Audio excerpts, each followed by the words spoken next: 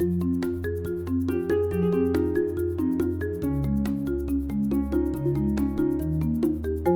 everyone, this is Ankita, and I would like to give a small brief about what I've been doing until now before I begin the talk. So, currently, I'm building developer UGC program at Google. I'm working as a community manager in developer relations, kind of also handling the community, the product, and everything.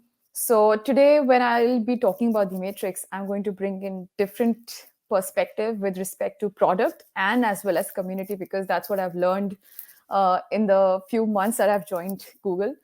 Um, I have been. I started my career as a Java developer. It was 7 years back when I started it, and then I switched to become a content developer. Then I switched to become a technical writer, and simultaneously, I was also handling a lot of communities personally. And now I am working as a community manager here.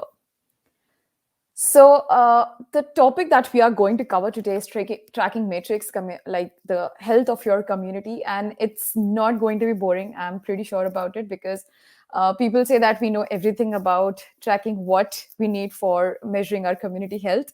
But here I will bring something very different because uh, I know that when you're measuring community health, you're actually talking about how do you keep your community members happy, if they are enough involved in your community, if you're giving them enough topics to talk about and everything.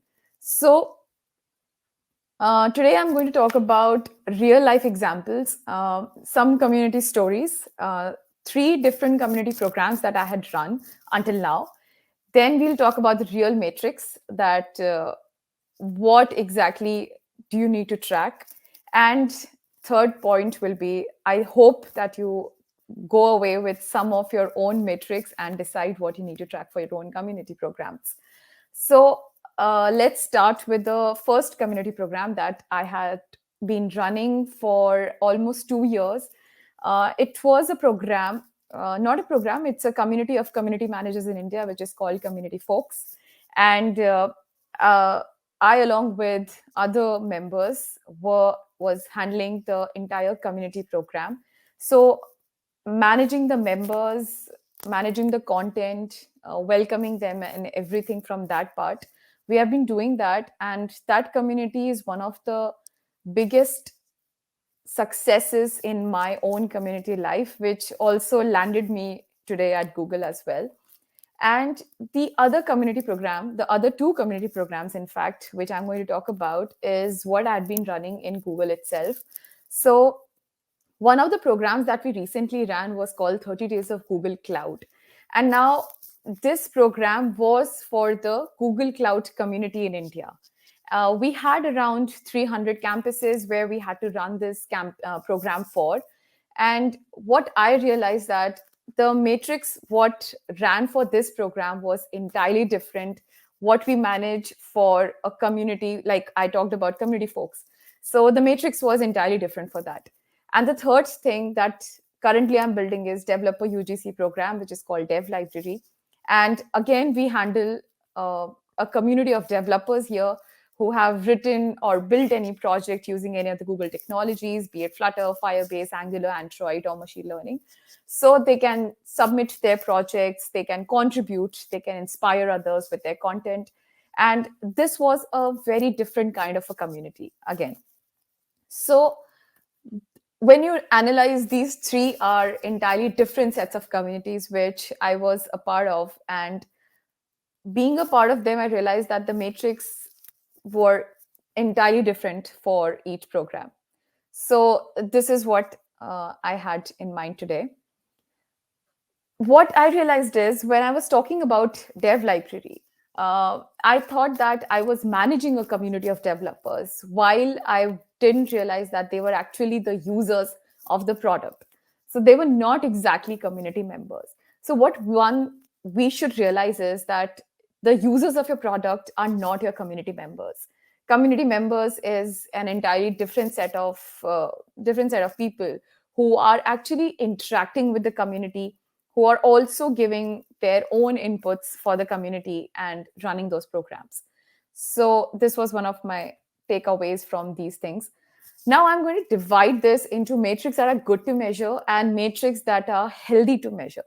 So what everyone says is that you should not track numbers, but while when you work for a brand community, numbers are highly important because that's how you run up the ladder, right?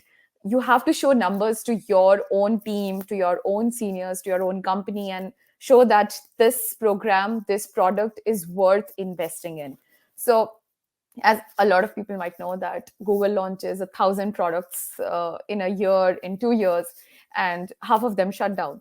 So it's very important to show numbers, and that's why these metrics that are good to measure for developer products, especially here, um, is first of all have some OKRs for your community. I have seen this like in personal community programs as well. I had seen that we do not really have a vision for our community. Like these are the three OKRs that I need to measure, and that is how it's going to define the success of my community. So, what here we defined in the brand community, what we defined was uh, at most we had three OKRs that, this is the demographic that we need to target. um, this is the developer community where we need maximum extraction for, and what exactly do we want out of this community. So these were the three OKRs that we tracked. Second, we focused more on monthly active users than the daily active users. This is again something that I learned in these last 3 4 months, is that uh, why is monthly active user count more important than the daily active user count is because suppose if I put out a tweet in a day and suddenly it got viral, I will get a maximum traction on that day. My analytics will be increasing with the number of people viewing my site, coming onto the site. But that is just for a day, maybe two, that's it. But what exactly tracks our community, our programs, our products is how are you retaining that number? So if your monthly active users are still the same as your daily active users, that means that your community is doing well. The third part, again, the most important part, is content. So whatever content you put out for your community, and this is, I think, common for brand community, for personal communities, both the communities, that the content that you put out should bring value. And if that is performing well, you know that your community metrics is doing good. And the last part, which is a personal stat that I was tracking for my community, my own community program stats, is how many developers are we reaching. And I'm going to show you some numbers in the upcoming slides. So for a recent cloud program, I think the three OKRs that we had, we reached almost 90% of them. uh, we had almost 80% of active community members. So if I say that we reached out to 350 campuses, I would say that almost 280 of them were active for entire 30 days, which is a huge success for any community program. We reached out to almost 400,000 developers out there who wanted to build something using Google Cloud. We had almost 100,000 registrations as well. So these numbers show that developers out there, the community of developers that we have been running, which is called the GDSC programs, we call it Google Developer Student Clubs, is something that was doing very well, and Google Cloud was something that they were really interested in. So these stats helped us knowing that. Now the second part is, this was metrics that are good to measure, which I say are good to measure in brand communities, but the metrics that are healthy to measure. And this healthy part of it I calculated because the community that I've been running personally, which is called Community Folks, all the measures, all the metrics that we have been tracking there were not numbers. They were never numbers. And what we kept tracking was, how is the engagement going on? What is our community age? I calculated the community age with the old and new members percentage ratio. How many old members do we have? How many new members do we have? And the community diversity, like how many countries, how many regions are we covering? What is the gender ratio in our community? and also the community member types, because this I read in Rosie Sherry's newsletter. I'm a huge fan of her. So I read that in her newsletter that lurkers are not your enemies, because somehow they are contributing to your community by being just there and reading out whatever you have put out there. So since then, we have been tracking all these things. And again, I'm going to show you some things. What we realized with community folks, that is the personal community, is that whenever we never focused on numbers, like uh, some people say that this is a good metric to identify that you're having a good community, which means if you have an increase in community members, that also means that you are handling a good community, which is uh, personally, which was never like something that we tracked for community folks. So if I want to show you some stats for CFK, CFK is short form for community folks, is we have been running this community for almost 3 years. And even then, we just have 800 members. And it does not mean that we do not want to scale or we couldn't scale. It's just that we have a very specific agenda when we try to capture people. And you have to fill a form, you have to show that you're actually interested in communities, and we select who we want inside a community. And especially speaking, the initial members of our community was the hardest part, and I think was the most beneficial thing that we ever did, because those were one-to-one interactions that we had with the community members. And by that, when we started building CFK, i I can tell you that there are almost 50 members who are the oldest members of our community who are still active after 3 years. And I think those people, those community members bring the maximum engagement, maximum value, and they drive the community with them. So I think this is one of the most important factors that invest if you want to bring really good matrix to your community, if you want to maintain community health. So please invest in your initial members who you try to bring into your community. Uh, for CFK, we have conducted almost 50 online and offline events, and almost always the turnaround number was huge. If we had 100 registrations, almost 50 to 60 people used to turn out for the events, which is a good number considering the whole pandemic situation as well.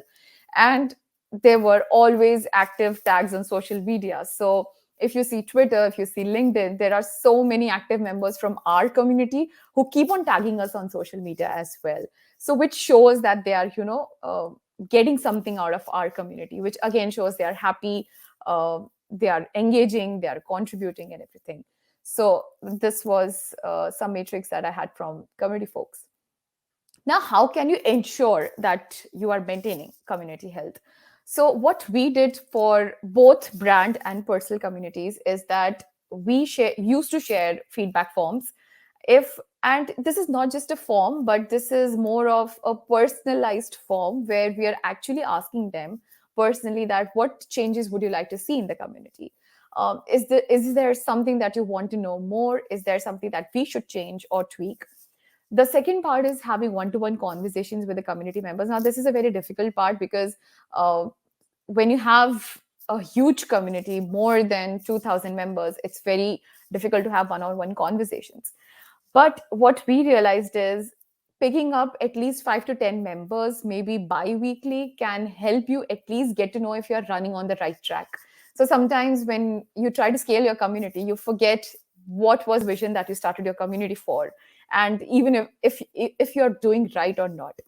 So it's almost always good to have one-on-one conversations. I can't tell you, for this dev library product as well, this was a platform where we wanted users to feel engaged. We wanted them to form a community of their own product areas. And I did one thing, that I had one-on-one conversations with at least 20 members from one product area. So suppose 20 members from Android. And I wanted to know what will make them submit their content, or what will make them talk to other community members. And those brought out such huge, what to say, like life changing suggestions. which we also incorporated. So I think having one-to-one conversations is always good to go. Third is incentivization. Now, incentivization always does not mean handling out swags or community something, but it's always good to also incentivize them personally. So maybe tagging them on Twitter for this community member did this, or we did this with CFK, that we used to run a post, and whoever had commented, we used to tag them in a blog post saying that this was a suggestion given by this community member, or this was a comment given by this community member. So these are very small personalized things that we try to incentivize, and again, that ensures that the community members were happy. Fourth point is constant influx of useful content, and I think this is the most important part. How much are you bringing? How good, like what good quality content that you're bringing into the community? That also requires you to read more, study more, and bring that engagement in the community. So content is always like the king, the queen, everything. So try to bring out good content. And last is interactive topics. I think this was one of the things that again helped us in the community, was not just keep having community discussions. Sometimes if you brought out some personal topics, what is your favorite music? What is the playlist that you are listening to this week? So even those small non-community topics brought out the maximum engagement, and again the community members felt a lot connected. So these are a few things which can help and like ensure community health. This was one of the tweets that I found from David Spinks, that an easy way to tell if a community is healthy is when new members introduce themselves, does anyone respond? 1 point for emoji responses, 2 points for welcome replies, and 3 points for personalized responses. And this is an activity that you can run for your own communities, that what exactly and what is the maximum number of responses that you get for the welcome messages. One thing I can tell personally for community folks, that is the personal community, is that I think we always have at least welcome replies. So 2 points for us. So yeah. So I designed this small case study. I don't know if we would have time, but I wanted to know that uh, this is a very small example, which is something from a real life example actually. And I wanted to know if what would your approach be. So suppose there's a community of ML experts who has recently hired a community manager. Their main aim for building a community of ML experts was to bring in diversified people and eventually help them become ML experts. Now the community manager starts scouring the social media route to drag people who were asking for ML help. Now, for me, the pros and cons of this CM's approach was that pros were they were very clear about their OKRs, that they want diversified people and want to help them to become ML experts. So, and also the second point was value driven community. But the cons were that the first step they took was to acquire members. They took the social media route, which was not a very ideal way to do it. And the second was they were aiming for a larger community. So all they cared for was numbers, like many, a huge number of people that they can just take into their community. So I wanted to ask this question, like, what would you have done differently? And I don't know if you will have time for this or I can check, but I can wait for 10 to 20 seconds if there are any responses. But I have anyway designed. So I don't know if I can even see the answers. So what personally I would have done differently is when you bring out value driven content out. So suppose if I'm an individual who wants to create an ML expert community, what I will do is the first step is try to create ML content online. Now, when people start reading it, they start understanding it, it's easier for people to connect with me. Now, acquiring ML experts as first members, I will also reach out to those people who have been ML experts in this industry for a longer time, so that when the new members come in, they will have someone to guide. And that's another second thing that you can ensure that the community runs and retains those members. And the third is asking the members what they expect from the community and focusing on retention more than acquisition. So I think that was it because I think my time is up. So any questions, any comments, I'm so happy to take them up.